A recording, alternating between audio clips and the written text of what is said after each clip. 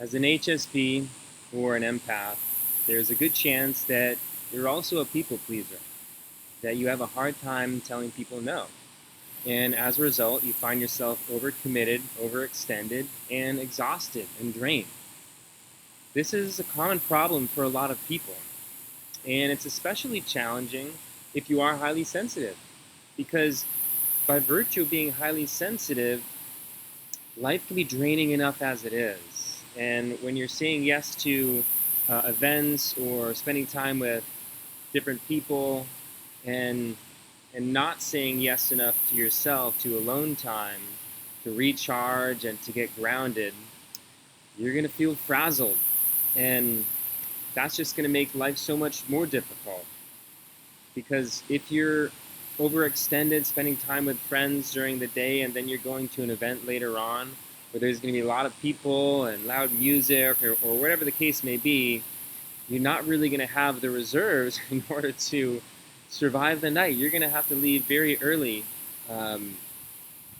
Otherwise, you're going to end up just not enjoying the experience at all. So I want you to consider all the times where you felt like this, and consider all the times when you've told yourself, man, why did I say yes? I wish I just said no, because I didn't really want to go. I didn't really actually want to spend time with this person even. But here's the thing. As an HSP, you're also very empathetic. And you don't want to hurt anyone's feelings. You don't want to disappoint anybody. And when the question is asked, hey, do you want to come with me to this thing? How much easier is it in that moment to say, oh yeah, of course, I'd love to, than no, I'm actually busy right now, or no, I'm not really feeling it right now. That's a little harder, right? So the trap that many of us fall into is the easy yes, the automatic yes. This is something I was so guilty of for so long, until I finally figured this out, that I could actually say no if I was a no, right? And that was okay. Even if it might not be what the other person wants to hear, it became my commitment to myself, to honoring my energy and just my personhood and my sensitivities and my energy, and all that became so much more important to me than someone else's feelings. Now, that might be hard to hear, because as an HSP or empath, you naturally care a lot about other people's feelings, and that's beautiful. That's a beautiful quality, and I don't want you to feel bad about that, because that's not what this is about. This is about being smart. This is about treating yourself with tremendous self-respect and honoring your needs above other people's needs, because the thing is, your needs are the most important. How can you take care of someone else's needs if your needs aren't being met? How can you really show up for a friend and show them a good time, what they're really expecting and hoping for in spending time with you, when you're feeling agitated, uncomfortable, like you kind of want to be there, but you kind of don't? One foot in, one foot out. That's not honoring of yourself or the other person. And really all it comes down to is two things. One is first checking in with yourself. When someone asks you a question, making a demand on your time or your energy, at any point, it's crucial to stop, pause, take 1 second, 1 moment, at least just 1 moment, to just give yourself some space to check in and see how you're feeling in your body. And there's a lot of ways to take a little time out. You can take a second, you can take a minute, a day, a week, depending on how big this ask is. If someone's asking you to travel with them, maybe take a little bit more time than if someone's asking you if you want to go get a cup of coffee. So that's it. Take the time by letting the other person know, hey, I'm not really sure. Can you give me a moment? Or, hey, I'm not really sure. Can I get back to you? Simple as that. Buy yourself the time to check in. And then once you've given yourself the time, Feel it in your body. Ask yourself the question, okay, do I want to get coffee with this person? Do I want to go on a trip with this person? Do I want to, go to this event or go to this party? And spend some time just getting a little bit quiet and tuning in. Sometimes it's immediate and very simple, and it's a straightforward, yeah, absolutely. I was hoping they would ask me. And then you let them know, yeah, absolutely, I'm very interested. Or it could be an absolute no, because you feel that tightness in your body, you feel that apprehension, and your instinct and your intuition is just giving you that feeling. However subtle, it can be very subtle and slight, or it can be very significant. The key to this being really effective in your life is to get good at all those subtle feelings. The big ones are easy. Those ones you probably figured out at this point. But those subtle ones where it just feels a little bit off and you're not sure what that is, well, I'm here to tell you that's your intuition, your inner guidance, your higher self speaking to you, telling you, no, this isn't it. Which is very different to that subtle feeling of excitement or interest or intrigue, where you're leaning in, not leaning away. And I'm here to tell you that is a yes. Okay? So this is how you tune into your energetic body, your emotional body, really, again, your body, right? It's like a tuning fork. Something either resonates or it doesn't. So check in with that tuning fork and determine, am I a yes or am I a no? And then comes step 2. You assert yourself. You communicate clearly and honestly about your truth. You just let the other person know, hey, you know what?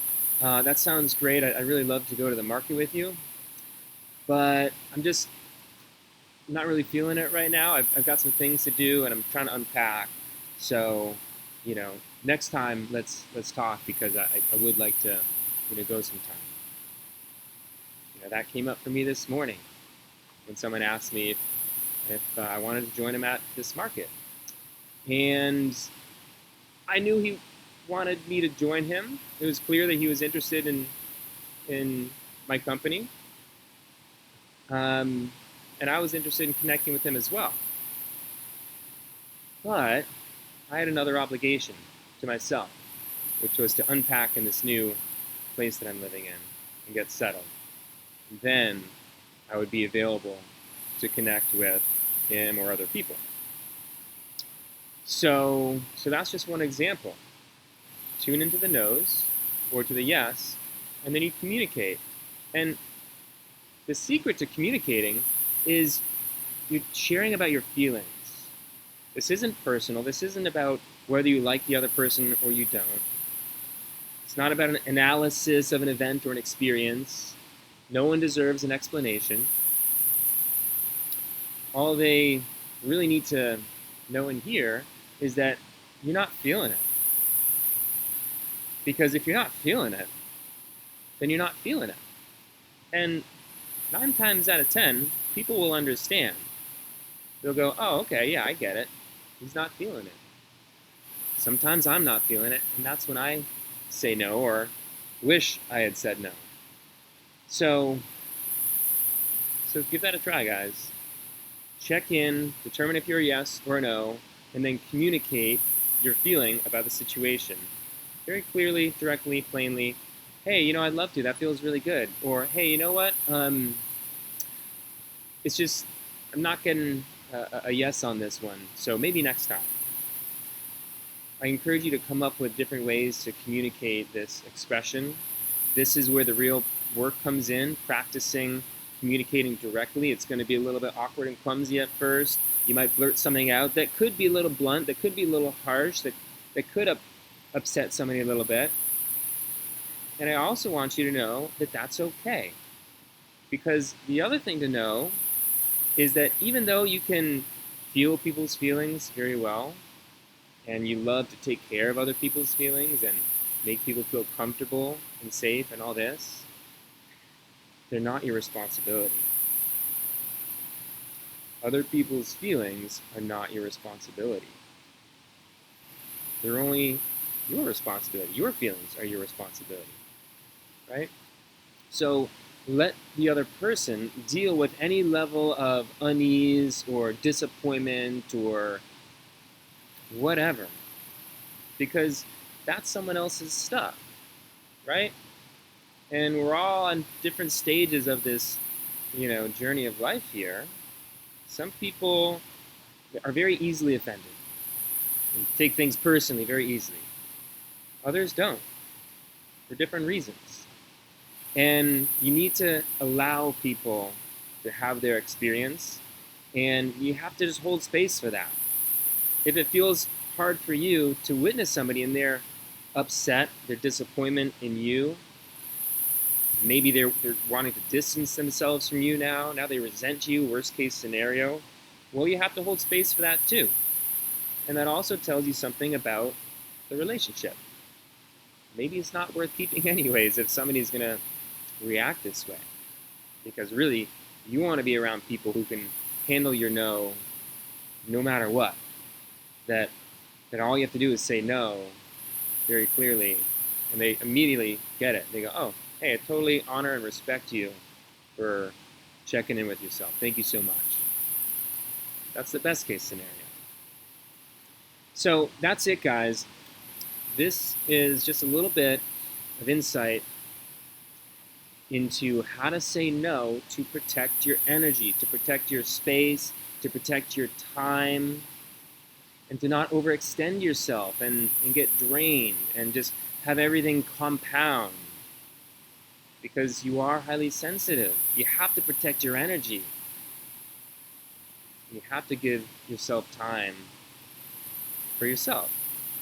So give it a try and comment with any experiences you've had recently or experiences that you might want to have in the future, and just share with me what's coming up for you. I'd be very curious to know. And if you like this video, go ahead and hit the like button. If you're enjoying my content, hit the subscribe button so you can stay tuned for the content that's going to be coming out shortly here.